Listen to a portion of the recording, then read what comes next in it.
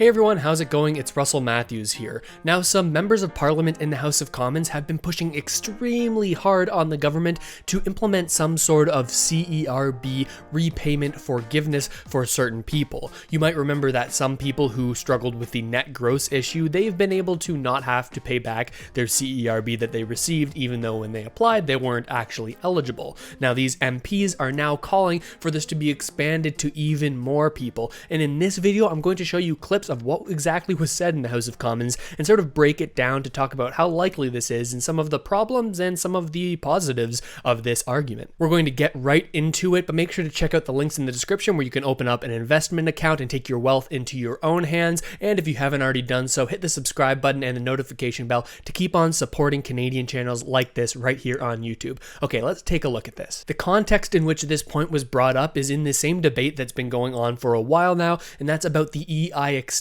that has been going through the House of Commons. Now, that has actually moved forward quite a lot, and we're only waiting on one more step for that EI extension, but they actually had the opportunity to bring up other topics like this, and there's one NDP member of Parliament in particular, Daniel Blais, who really pushed hard on this CERB forgiveness for people who have low income. Let's listen into what he has to say. Kids who were graduating out of care and had been, encouraged to apply for the CERB, even though they may not have met the eligibility criteria.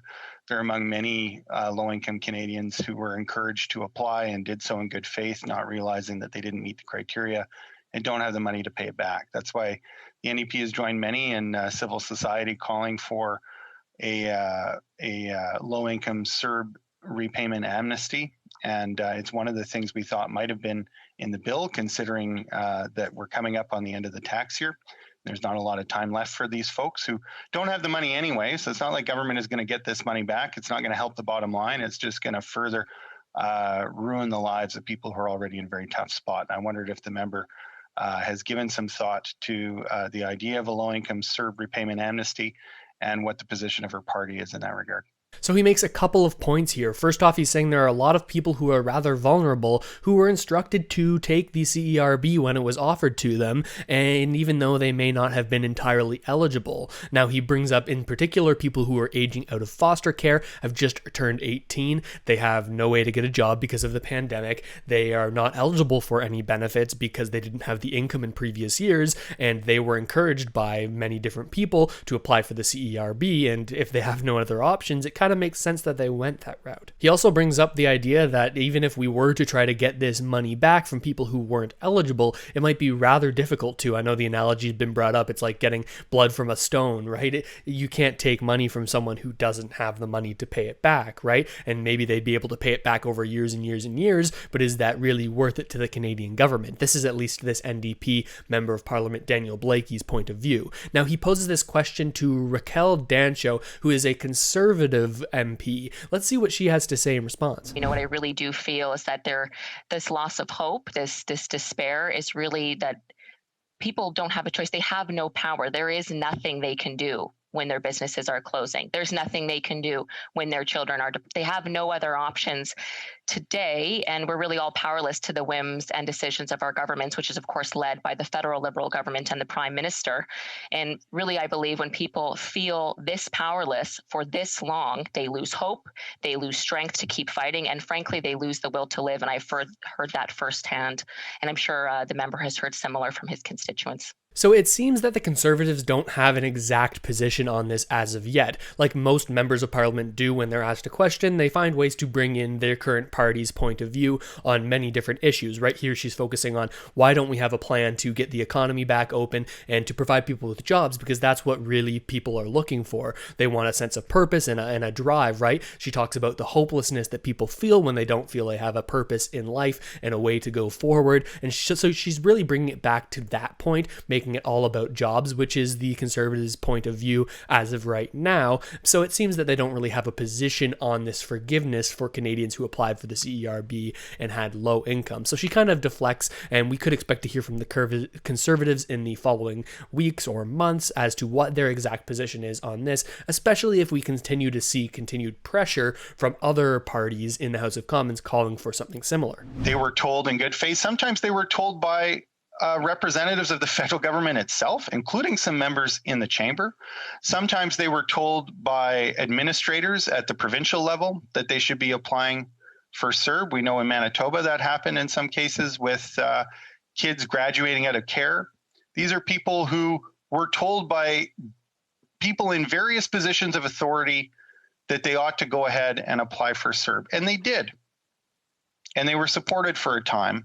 Now here Blakey's bringing up the point that many people were giving advice to these people who were applying for the CERB that wasn't entirely accurate. Maybe even some federal officials who told them, hey, just apply for the CERB. We're here to have you. We have your back. Remember, that's the Liberal slogan as of late, is that we are going to be here and we're going to have Canadians' backs. So many people were told to apply for the CERB even though they may not have been eligible. Now this leads to the question that came along with the CERB was it too easy to apply for and get the money? I mean, the Liberals came out and said, hey, we want to make this easy to get so we can make sure the money gets to people quickly when they need it. But as a result, you were able to apply, and in order to get the money, all you had to do was say, yes, I attest that all this information is correct. There was really no background checking done by the CRA before this money was given out. So for these people who are stuck between a rock and a hard place, they're saying here, at least the NDP members of Parliament, is like, who's really at fault here? Is it the Liberals for the construction of the program, or is it these people who had no other option? And that money is spent, didn't get shunted off into a tax haven. It wasn't spent on international, shares in some kind of multinational company. It was spent here in the local economy, supporting people who live on the margins and face some of the most economically difficult challenges as anyone in the country, and they don't have the money to pay it back, Madam Speaker. So let's not kid ourselves that somehow there's a big wad of cash out there and all the government has to do is demand it from the poor and it's going to help the bottom line. The fact of the matter is that money isn't there. And the only thing that the government is going to accomplish by insisting on getting that money back is making it even harder for folks who are already struggling with poverty to get back on their feet. So here he emphasizes even further that even if we were to seek out this money from various CERB applicants who may not have been eligible, we might not be able to get that money. It's not like it was stashed away in a tax haven or put into investments. Many low-income Canadians can't afford to put money into investments. I think it's a great idea to start investing and to learn about that. You can check out the links in the description to do so. But the main point here is that the money isn't there. We can't get it back from them. So what is really the point of holding this over their heads? We're actually making it more difficult for people to get back up on their feet and to contribute in what ways they can to the economy, and that doesn't benefit us, and it ends up costing us more in the long run. And we don't see any mention of that here, Madam Speaker. So here he brings up a little bit of a different point. He's saying that perhaps it's worse for the Canadian economy to be requiring people to pay this back and holding this debt over their heads, because as a result, people would be less likely to contribute to the economy and to contribute whatever they can. It'll be less likely for them to do that if they have this debt hanging over their heads, and it may be better for Canada as a whole if people are just able to get back out there, get working, and not have to have this shadow hanging over them. Now, again, I want to emphasize, like I always do, I'm not bringing you my individual views. I'm just trying to bring you the information that was said in the House of Commons so that you can make up your own mind. There's lots of points on either side. One of the main points against all of this is that how would they actually roll out this low-income CERB amnesty that they're talking about, or forgiveness, right? Are they going to roll it out in a way that makes it easy for the people who intentionally scammed the system to not have to pay this back? That's potentially $14,000. And is all of this necessarily fair for people who read all the guidelines thoroughly, determined that they weren't eligible and didn't apply, and all through the pandemic they've been struggling because they weren't eligible for benefits? Is it fair if now they hear that the people who didn't read those eligibility requirements and receive that money, that they're going to be able to keep that $14,000 while many people just struggled because they legitimately weren't eligible? These are some of the questions that we have to ask. A lot of provincial social assistance programs require people to apply for any other income assistance benefit that they could be eligible for. And the application for CERB was a no-fail process. Now, it was that way for the right reasons. The money needed to get out quickly and all of that. But what that meant is that in some cases, people were required, if they were on social assistance by their provincial government, to apply for the CERB, and then they got it. Now they're being told to pay it back. while they were receiving it, they weren't receiving their social assistance. Where's the money supposed to come from? And this isn't a new problem. We've known that this was shaping up for a long time ago. Campaign 2000 was calling for this amnesty as early as last summer. So this isn't a surprise. It isn't something that caught the government off guard unless they weren't paying attention in the first place, and they ought to have been. This is something that we could have been doing in this legislation to address a very urgent need. So here he brings up an interesting point, and it's that many provinces require you, in order to receive social assistance, to apply for any and all other benefits that are available. Now, when CERB came out, it fell under this guideline. You had to apply for that in order to receive your provincial benefits. And when people applied for it, of course, they got it because it was so easy to get. You just needed to check off the right boxes. So they didn't receive their Social Security because they went on CERB as they were told to buy their Social Security, and now they're being told by the federal government that they have to pay back their CERB, and they're likely not going to be able to get their Social Security retroactive or whatever provincial program they're on. So it's just a big mess, and you can see why many people are sort of getting behind this idea that some sort of solution needs to be figured out here. And I was frustrated to hear the minister responsible for this bill, characterize it as just narrowing down and focusing on what's urgent. Well, the plight of sick Canadians who need a benefit that's going to help them keep their home while they deal with their illness in the context of the pandemic, who have already been cut off from their benefits, that's urgent, Madam Speaker. If that's not urgent, I don't know what is.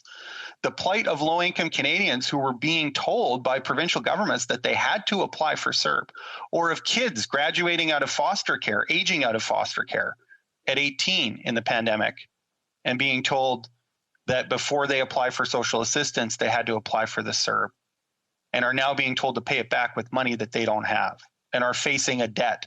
Will be crushing. And even if they don't have to repay it by the end of this tax year, Madam Speaker, having that hanging over their head is going to make it really hard to get a decent start in life. It is. We all know that. I mean, you'd have to be pretty darn rich for a long time to think that having a $14,000 debt doesn't matter, that you can brush it off. I know the former Minister of Finance forgot about a $40,000 bill, but that's not the situation of most Canadians. Not at all. So, $14,000, $16,000, $18,000 for a young person who just aged out of foster care, can't get a job because of the pandemic, and is wondering what their future looks like, to be told by the Canada Revenue Agency, which is a pretty serious organization in this country, that they're going to be owing $14,000, $16,000 until they can pay it off. When is that going to be? Because when they get their first job in this difficult economy, when that comes, they're going to be paying rent. They're going to be paying food. It's not like all of those wages are going to be available to go to paying back the Canada Revenue Agency. So here he's voicing some pretty serious frustrations, right? When they're debating on this Bill C-24 for the employment insurance benefits to be extended. Now, the employment minister, Carla Qualtrough, came out and said, we've really honed in this bill. It only has a few clauses so that we can get it passed through the House of Commons as quickly as possible. We focused on the most timely and most important measures. Now, Daniel Blakey and the NDPs are saying, hey, there's a whole heck of a lot more things that need to be discussed and that are urgent that aren't included in this bill. And that's where his frustration seems to be coming from. Lots of time to quantify this problem. I mean, I asked the minister yesterday if she had an idea of how much money would Canada make if all the people that need a low-income CERB amnesty repaid their debt tomorrow. How much money would that be? Well, we don't have an answer to that. I hope they'll follow up with an answer.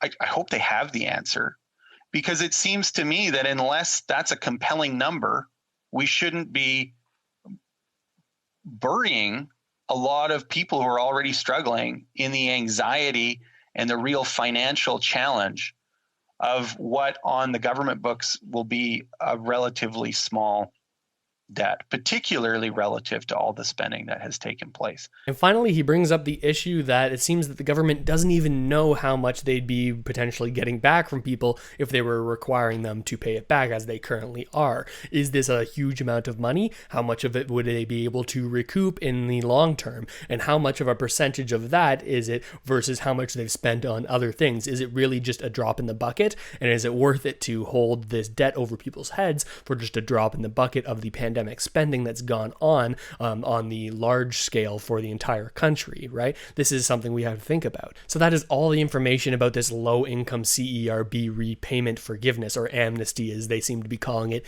in the House of Commons. Now, of course, there's lots of sides to this issue. In order to implement something like this, of course, you'd have to take care of the issues that come along with the scammers that intentionally scammed the system to get this money. There's lots of issues with fairness. So again, like I always say, the devil is in the details when it comes to things like this. If they were to implement a program like this, we'd have to take a closer look on a word-by-word basis to find out, hey, is this really a fair change? Is this something that should or shouldn't be implemented? It's likely that in order for something like this to happen, they'd have to work it all the way through the House of Commons again, like they are with the employment insurance extension. So I'm going to bring you all of that information right here, especially if you're finding it important and relevant to you. And I know there's going to be lots of different opinions on this, so let me know what you think down in the comments. I use it as a way to sort of gauge what the general public thinks about these ideas that these politicians are discussing. And if you haven't already, check out the links in the description where you can open up your own investment accounts. It seems like we can only really truly depend on ourselves for our own future wealth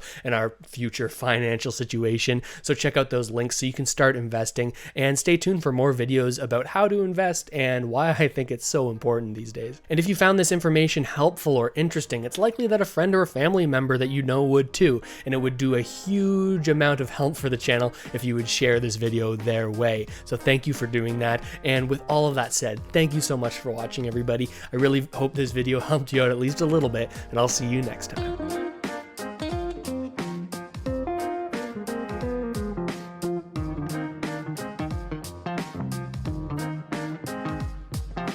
This channel is supported by viewers like you. Thanks, channel members.